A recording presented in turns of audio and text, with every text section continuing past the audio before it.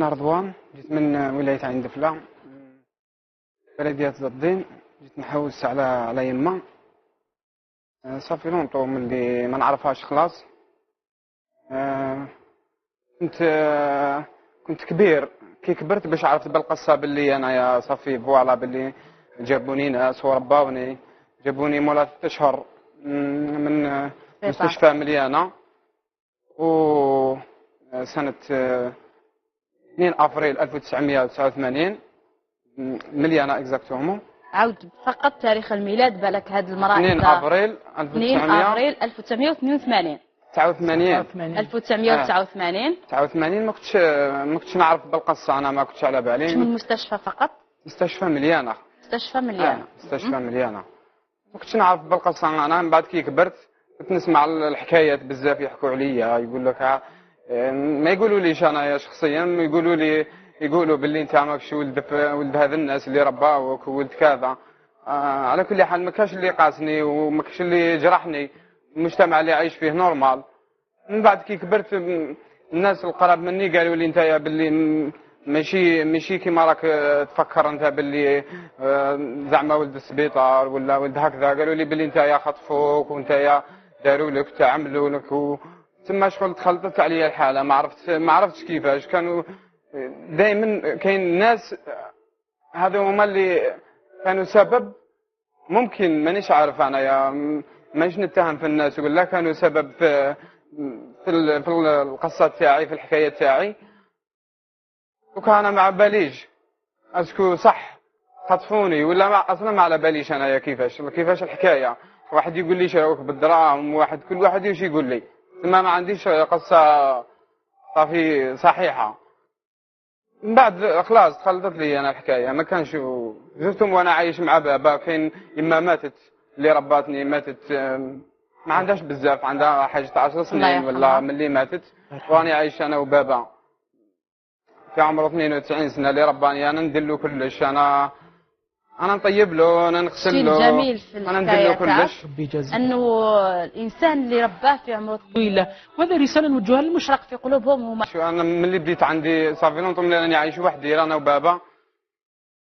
اصلا نحتاج انا صوالح بزاف. نحتاج الحنان تاع الاخوه تاع الاخ. ما باليش انا تاع الام. مرة قلت لك كاين امي اللي رباتني. بالك قدرت باش تعوضني. صح دائما حاجه ناقصه في قلبي. دائما ذاك الحنين تاع الام. ما على باليش انا. واش غايضاتك؟ هو السند الاجتماعي بالطبع الاخت فضيله. الانسان يحس روحه كما نشوفه هي دموع ان الانسان وحداني كما يقال هو. على ذلك احنا نقول صرخه لكل مشاهدينا انه هذه الدموع، هذو الناس ما نعاملهمش بطريقه سيئه، ما نعاملهمش بطريقه بالعكس. هم يحتاجوا حنانه، يحتاجوا اخوه. كيف كيفك؟ نقصت انا في الدنيا ذي. نقصت ما باليش انا. ما كاش اللي يحس بيا، ما كاش اللي كان معايا. بالك كاين الناس اللي قدروا يعيشوا معايا. على كل حال بارك الله فيهم. كاين زوج اخواتات انا نوجه لهم كل التحيه باسكو قدروا يعوضوني على ذاك الحنان اللي كنت نحتاجه. ما باليش انا. كاين ناس قرب مني بارك الله فيهم اللي قدروا احترموني، ما قاسونيش، ما جرحونيش. انا ما نحبش نحكي انا بزاف. القصه هذه تجرحني بزاف. ما نحبش نحكي فيها باسكو تجرحني. جامي بكيت الواحد. هذه اول خطره. دائما يمكن نحب نبكي نروح وحدي بس ما نبينش للناس انا شراني حاس وشراني الحاجه اللي توجع فيا. ما نحبش في نفس الوقت ما نحبش الناس يحكوا لي على القصه هذه بس تجرحني بزاف.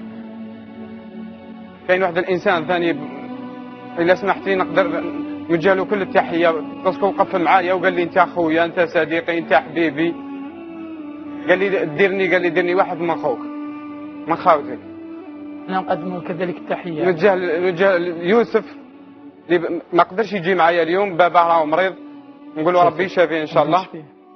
واللي كامل الناس اللي راهم معايا لحد الان واللي واقفين معايا. وهذه الام اللي جيت تحوس عليها بالك وانا فيك بالك انا شوفي حاجه الوحيده حبيتك تحكي معاها بالك انا هذا الشيء اللي جابني، مش هذا سنين وانا نقارع. انا الشيء الوحيد اللي نتمناه نحب نشوفها، ولا ابغى لا حب نموت معليش. شوفها خطرها برك ما نعرفهاش انا يا ما نعرفهاش، كاينه وما نعرفهاش. عندي حق باش نقول يما، عندي حق باش نقول بابا، عندي حق باش نقول خويا، باش نقول اختي، ما على باليش. هذا الشيء ما لقيتوش انا كنت كي نشوف ناس هكذا نشوف هكا عجايز ولا ما باليش انا نقول علاش هذه مش يما، ولا علاش هذه مش اختي، ولا علاش مش هذا بابا. كاين ناس ثاني صحابي نشوفهم هكذا خوتهم وبيماهم اهلهم وانا ما عندي والو، نقول علاش.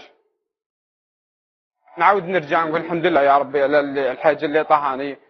انا ديما داير ربي في بالي سبحان الله. اللي كتبوا لي ربي الحمد لله، الحمد لله عليه.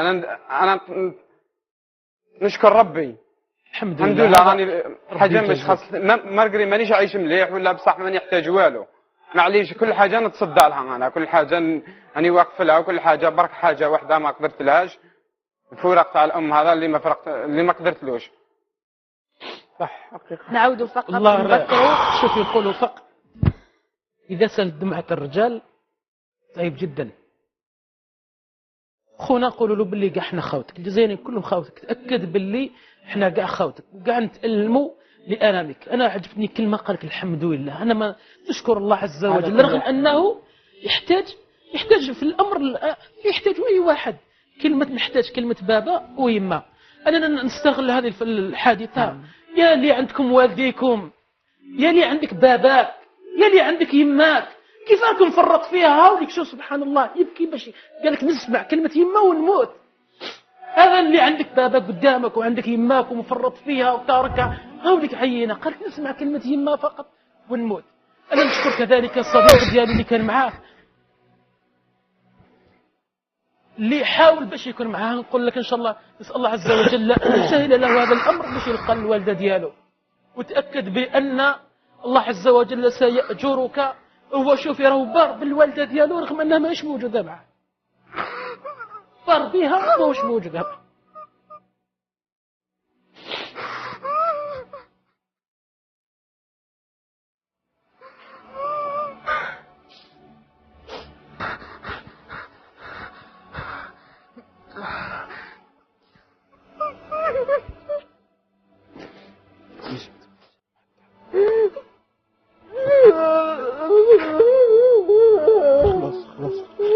خلاص ان شاء الله نكون معك. خلاص ان شاء الله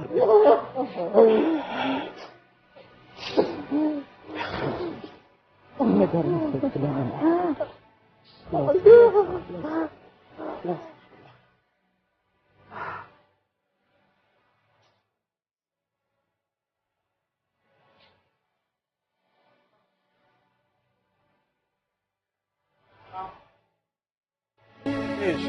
ما قري غلطتي ولا ما كاش اللي ما غلط في الدنيا، راني مسامحك. انا نشوفك لا بغى ما نعيش معك، نشوفك غير نهار برك لا بغى ما نعيش معك. الحمد لله راني راجل وراني كبير ونقدر على شقاي الحمد لله.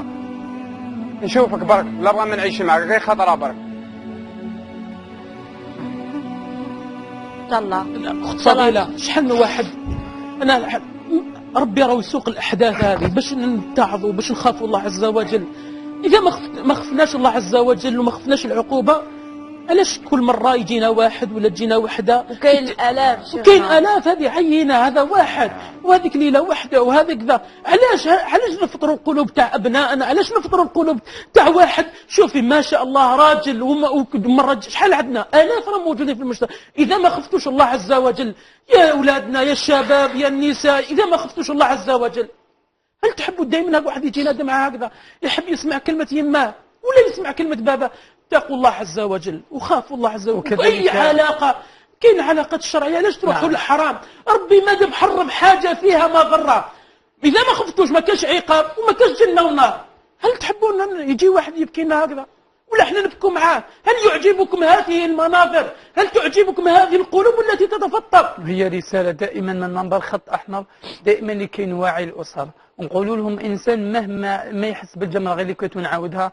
وكذلك احنا رانا نحس من خلال منبر خط أحمر هما نماذج لكي نحتضر وليس للتشهير أو الفضيحة أو كما يقال، ولكن نحن دائما منبر خط أحمر هي تخونني الكلمات في هذا الموقف لأنه موقف صعب، لأن كلمة الأم هي الحياة، كلمة الأب هي الحياة، وكلاهما اللي عنده اللي عنده والدي ورماهم ضل عجزة يا ناس نعلو بليس اتقوا الله، لأنه مهما يكون أنه دائما التواصل سواء نفسي أو اجتماعي يجب أن يكون ذو بنية إيجابية من خلال هذه السند أو الأسرة كما قلنا. أنا نقول لك دموعك غالية علينا، إن شاء الله نسمعوا عليك الخير وإن شاء الله تلقى يماك. أعطيك خلي برك أنا حاب نشوفك برك، هذا واش أنا طالب، شوفك برك. نقول لك إن شاء الله تلقى يماك من مواليد. كل واحد وقف معايا وكل واحد بالك ننسى كامل الناس اللي قرب مني كامل اللي عاونوني، بارك الله فيكم وربي يجازيكم والله يعطيكم ما تمناو. هذا واش نقدر نقول. نعود فقط رضوان من مواليد سنين أفريل 1989 ولد بمستشفى بعين الدفلة مليانة. هاد الأم اللي ولدت. وحبيت نزيد نأكد عن بالك معلومات غير مؤكدة، قالوا لي باللي نوت فامي تاعك فرحات رضا، وكاين عندي ثاني سهيل فريق رضا هكا باش الاسم اللي جابوك به من المستشفى هو رضوان. اسم سهيل فاروق رضا. سهيل فاروق رضا. وكانت عندي ورقه ثانيه تقول فرحات رضا، هذيك ضيعتها ضاعت مني ما كاش كيفاه ضاعت مني. هذه هي المعلومات الغير مؤكده. سجلوا معنا ريمان وامين فقط نعاودهم. اسم سهيل فاروق رضا هو الاسم اللي جابوك به من المستشفى مليانة. انت من مواليد 2 افريل 1989. نتمنى فقط الام اللي راهي تشوف فينا ان شاء الله فقط الضمير تاعها يصحى ان شاء الله. على الاقل هو ما هو طالب حتى حاجه، ما هو طالب لا اسم ولا دراهم ولا يعيش معها، طالب فقط كما كان قال نعيش معها لو كان ليله واحده. نشوفها سبحان الله. علاش هذا المجتمع هذا دقيقه خويا احمد نقول لك حاجه فقط. المجتمع هذا وصلت القساوه ماهوش يطالب، تعرف ولينا الحاجه العاديه ديالنا. قال حبيت نشوف الاستاذ، حبيت نشوف الاخ، هذه حاجه بسيطه جدا. حبيت نشوف الام هذه البيولوجيه ابسط منها. علاش تخلوا الحاجه البسيطه جدا تصعبوها ترجعوها مستحيله. انا حبيت نشوف الوالده ديالي، هذا الامر صعيب. علاش ما نخلوش الامور تمشي وفق الشرع باش تولي عندنا الامور نمشي نحياو الحياه الكريمه والهانئه. هذه الحادثات كاين الالاف منه، الالاف يتصلوا بنا يوميا. رضوان بالك راك المره السادسه ولا السابعه وانت تجينا البرنامج خط احمر باش تجوز حتى النهار اليوم اللي صحت له داله باش يجوز معنا. انا نقول لك اسمح لنا نحكي المجتمع اللي راني فيه رحموني، بيسك هذه مساله ما نقدرش نحكيها ولا ما نقدرش. كاين بزاف الناس يحبوا يحكوا معايا فيها، كاين ناس يحبوا ممكن بالك يتجرحوني، ما باليش انا اللي جرح لي نوكل عليه ربي، واللي يوقف معايا ربي بارك الله فيه برك رحموني برك. ما نحبش انا اللي يحكي في قصتي ولا يدخل فيا. هذا واش كاين. انا نتجرح من الداخل. رضوان انت ما درت حتى ذنب، ان شاء الله ربي يفرج عليك، ان شاء الله تلقى ميمتك، ان شاء الله تعيش حياه افضل. واذا ماشي ميمتك ان شاء الله ربي يعوضك ما خير باولاد صالحين بذريه صالحه بزوجه صالحه. مازال امال اخرى تعيشها ان شاء الله. ان شاء الله. الى هنا انا ينتهي وقتي بي معكم، لكن قبل ذلك كاين مجموعه من الاطفال ذوي الاحتياجات الخاصه بالبليده. نذكر رئيس تاعهم اللي هو السيد محمد العراجي وكل المربيات والاخصائيين في هذا المركز. قالوا شوفوا الاشكال والاوراق يعني والاشياء بسيطه جدا وقشور البيض البسيطه، ولكن هي تحفه جميله جدا. وهذه قالوا لي ديال الاخت فضيله وكل طاقم برنامج خط احمر. انا نشكركم جزيل الشكر على الهديه. برنامج خط أحمر كيف فتحنا ملف الهاربات من البيت وفتحناه بموضوع الخطيئة تجر خطايا أخرى، الخطيئة دايما تكبر، وإحنا ما نتمناوش هاد البنات يهربوا ويديروا خطايا ويديروا أخطاء أخرى. نتمناو على الأقل الخطأ يبقى في مكانه، لأن الخطأ يجر أخطاء أخرى. اليوم شفنا رضوان، بالك غدوة نشوفوا حالات أخرى. إن شاء الله رضوان يلقى دارهم، إن شاء الله تلقى مهمتك إن شاء الله. ما بقاليش وقت، أنا نخليكم في أمان الله، إلى اللقاء.